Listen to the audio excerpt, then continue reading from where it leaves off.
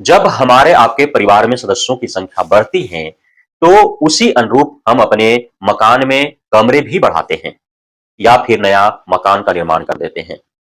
चूंकि जनसंख्या बढ़ने के साथ ही हमें उसी अनुरूप साधन संसाधन भी उपलब्ध कराने होते हैं, उसी प्रकार हमें आगे का भविष्य का योजना तैयार करना होता है।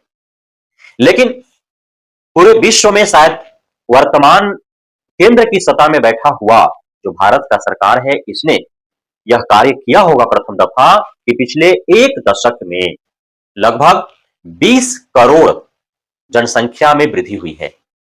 जहां 2011 में भारतीयों की संख्या 121 करोड़ था, आज 2024 समाप्त होने के उपरांत भारतीयों की संख्या 142 करोड़ बताया जा रहा है। साफ जाहिर है कि 20-21 करोड़ भारत में जनसंख्या की वृद्धि हुई है, तो लाजमी सी बात है कि उसी के अनुरूप साधन संसाधन में बढ़ोतरी होने चाहिए। लेकिन आप हैरान हो जाएंगे जिस प्रकार से वर्तमान केंद्र की सत्ता में बैठा हुआ भाजपा सरकार जो पिछले एक दशक में जहां संसाधनों की वृद्धि करनी चाहिए थी, संसाधनों में कटौती करते हुए नजर आ रही है। नमस्कार, हकीकत में मैं राकेश वर्मा आप सभी का स्वागत करता हूं।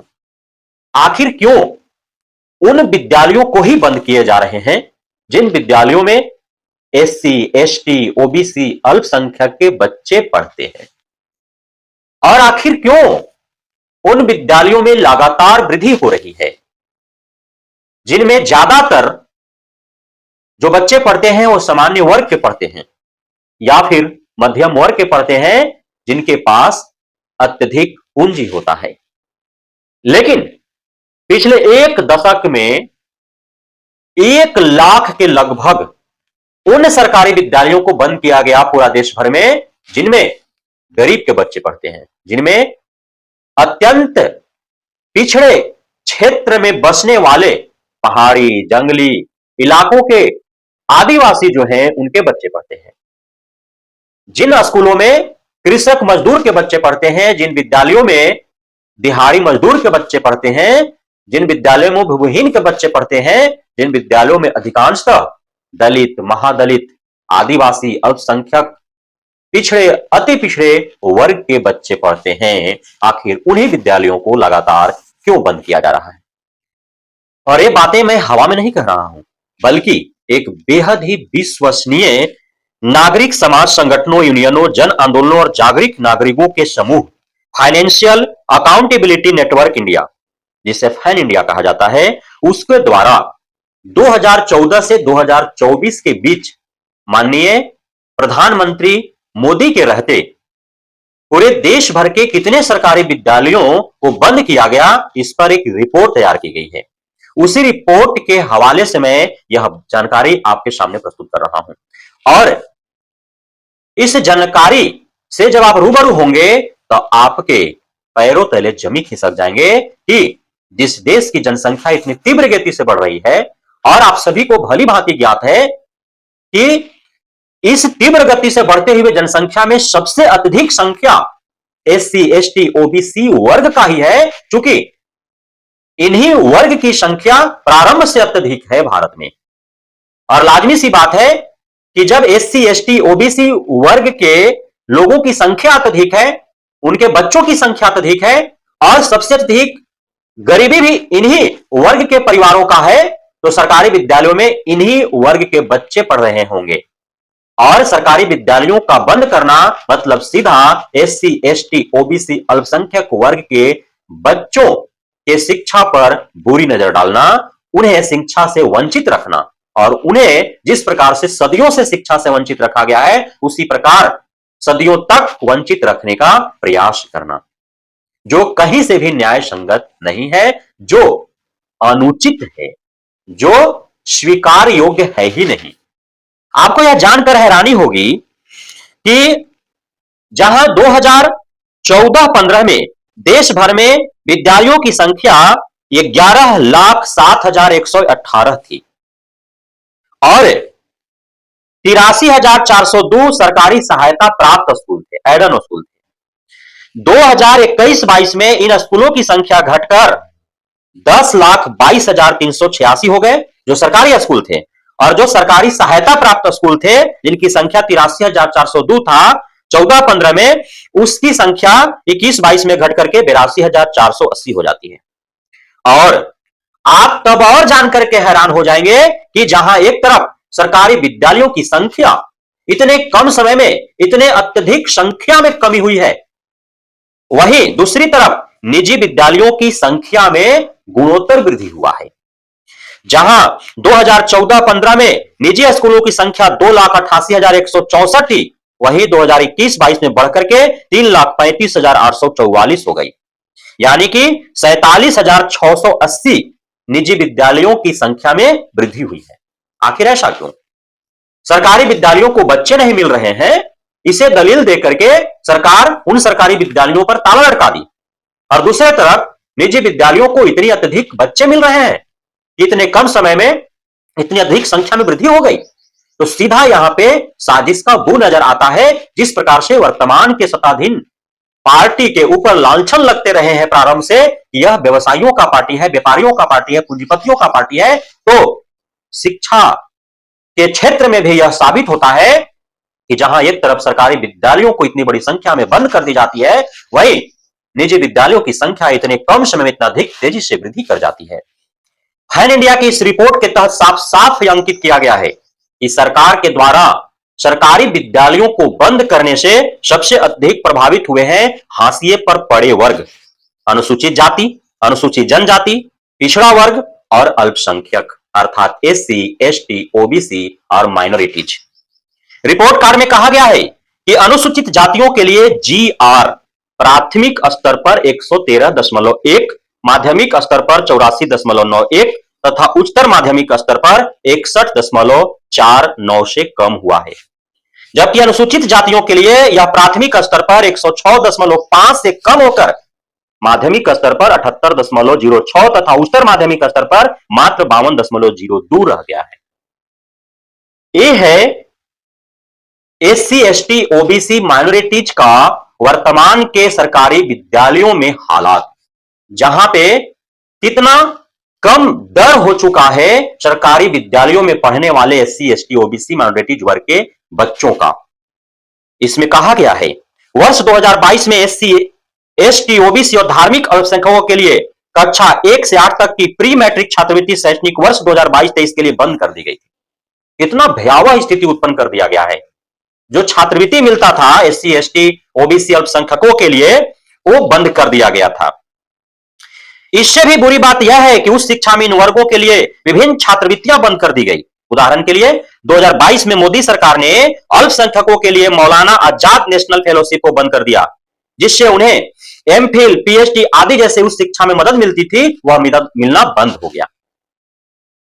किस प्रकार से एससी, एसटी, ओबीसी अल्पसंख्यकों के बच्चे को जो पूर्व सरकार के द्वारा छात्रवृत्ति दी जाती थी, आर्थिक सहयोग दी जाती थी, सुविधाएं उपलब्ध करा दी जाती थी, साधन संसाधन उपलब्ध कराए जाते थे, ताकि अत्यधिक से अधिक संख्या में एससी, एसटी, ओबीसी अल्पसंख्यक के बच्चे पढ़ सके, उस शिक्षा प्राप्त कर सके। लेकिन वर्तमान सरकार सारे पर उतर दिए।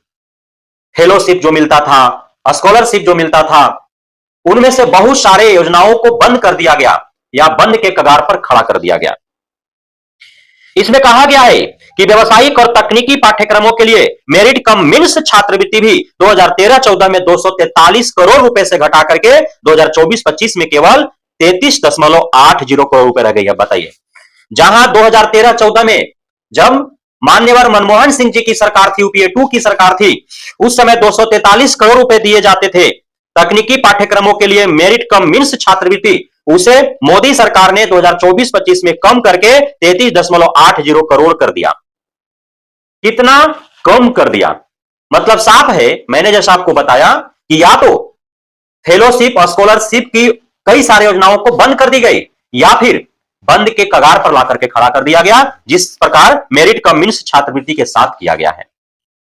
2013-14 में लाजमी सी बात है कि उस समय जनसंख्या कम थी, तो पढ़ने वालों की संख्या भी कम होगी। उस समय 243 करोड़ रुपए केंद्र सरकार के द्वारा दिया गया था, और अभी 10 वर्ष के बाद जनसंख्या में अत्यधिक वृद्धि के साथ साथ पढ़ने वालों की संख्या में भी काफी अधिक वृद्धि हुई होगी।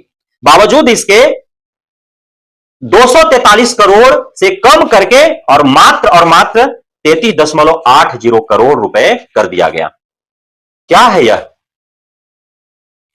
उच्च शिक्षा की दयनीय स्थिति पर आगे टिप्पणी करते हुए रिपोर्ट कार्ड में लोकसभा में सरकार के जवाब पर आधारित एक रिपोर्ट का हवाला दिया गया है।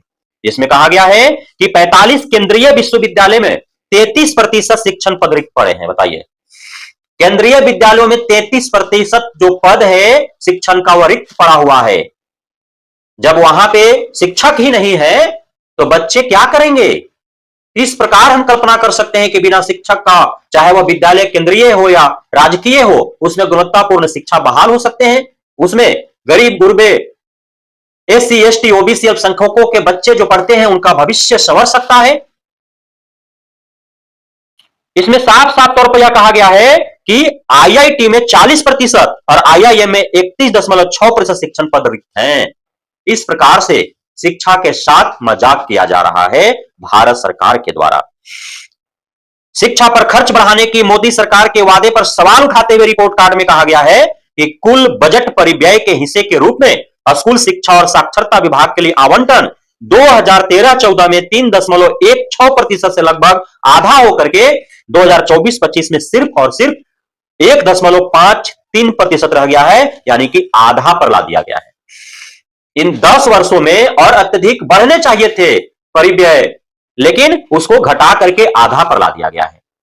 हर चले हैं विश्व गुरु बनने, भाषणों के से सिर्फ विश्व गुरु बना देंगे हमारे देश के माननीय प्रधानमंत्री मोदी साहब। लेकिन शिक्षा के क्षेत्र में क्या प्रयास चल रहे हैं इस सरकार के द्वारा, आप इस फैन इंडिया के रिपोर्ट के माध्यम से जानकारी हासिल कर सकते हैं। इसमें कहा गया है कुल बजट परिव्यय के हिस्से के रूप में उच्च शिक्षा विभाग के लिए आवंटन 2013-14 में 1.6% से घटकर 2024-25 में 1% हो गया है। मोदी सरकार के 10 वर्षों में एकमात्र सक्रिय कदम शिक्षा का भगवाकरण की बात करें तो फैन इंडिया के रिपोर्ट कार्ड में पाठ्यक्रम में विभिन्न परिवर्तनों का उल्लेख किया गया है, जैसे कि महात्मा गांधी की हत्या में हिंदुत्व संगठनों की भूमिका, उसके बाद राष्ट्रीय स्वयंसेवक संघ पर प्रतिबंध, एनसीईआरटी की पाठ्य पुस्तकों से 2002 में गुजरात सांप्रदायिक दंगे के संदर्भ जैसे अध्याय और पैराग्राफ को हटाना। रिपोर्ट में कहा गया है मुगल काल और भारत के पिछले मुस्लिम शासकों से संबंधित सामग्री में उल्लेखनीय कमी की गई है। नर्मदा बचाओ आंदोलन सहित समकालीन भारत में सामाजिक आंदोलनों में विकसित हुए विरोधों को रेखांकित करने वाले 3 अध्यायों को राजनीतिक विज्ञान की पाठ्य पुस्तकों से कक्षा 6 से कक्षा 12 तक हटा दिया गया है। जातिगत भेदभाव, दलित कार्यकर्ताओं और कवियों की रचनाएं और धार्मिक सद्भाव से संबंधित विषयों को हटा दिया गया है। कितना भद्दा मजाक किया गया है। जो एससी एसटी वर्ग से, जो पिछड़े वर्ग से, जो अल्पसंख्यक वर्ग से कवि हैं, रचनाकार हैं, जो समाजकर्मी हैं, उनका जो संघर्ष है, उनके द्वारा जो देश के लिए, समाज के लिए किए गए कार्य हैं, उन अध्यायों को हटा दिया गया, मिटा दिया गया पुस्तकों से। तो इस तमाम तरह के भद्दा मजाक किए गए हैं भारतीय शिक्षा व्यवस्था के साथ, और फैन इंडिया के रिपोर्ट ने पूरे इस वर्तमान सरकार के खोखले शिक्षा विचार को धरातल पर बेपर्दा करके रख दिया है।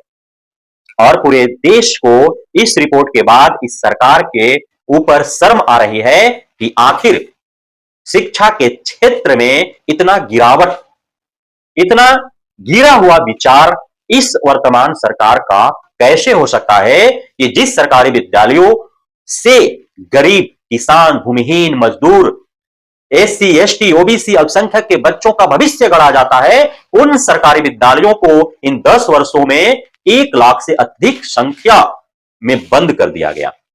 यह तो रिपोर्ट बता रही है। और सबसे अत्यधिक इन बंद होने वाले विद्यालयों की संख्या आप देखेंगे तो यह उन्हीं राज्यों में है जिन राज्यों में भाजपा की सरकार है, एनडीए की सरकार है, चाहे वह राज्य मध्य प्रदेश हो, चाहे वह राज्य महाराष्ट्र हो, चाहे वह राज्य उड़ीसा हो, चाहे वह राज्य यूपी हो, चाहे वह राज्य बिहार हो। तो इन तमाम राज्यों के साथ कई राज्यों में सरकारी विद्यालयों की संख्या में पिछले 10 वर्षों में लगातार ह्रास यानी कि गिरावट जो है दर्ज की गई है। फैन इंडिया की रिपोर्ट के अनुरूप यह साबित हो रहा है। यदि अब भी एससी एसटी ओबीसी अल्पसंख्यक वर्ग जागृत नहीं होती है, गहरे निद्रा को त्याग करके इस सच्चाई से रूबरू नहीं होती है और इसके लिए कोई पहल नहीं करती है तो शायद आगे आने वाला भविष्य और अत्यधिक खौफनाक हो सकता है।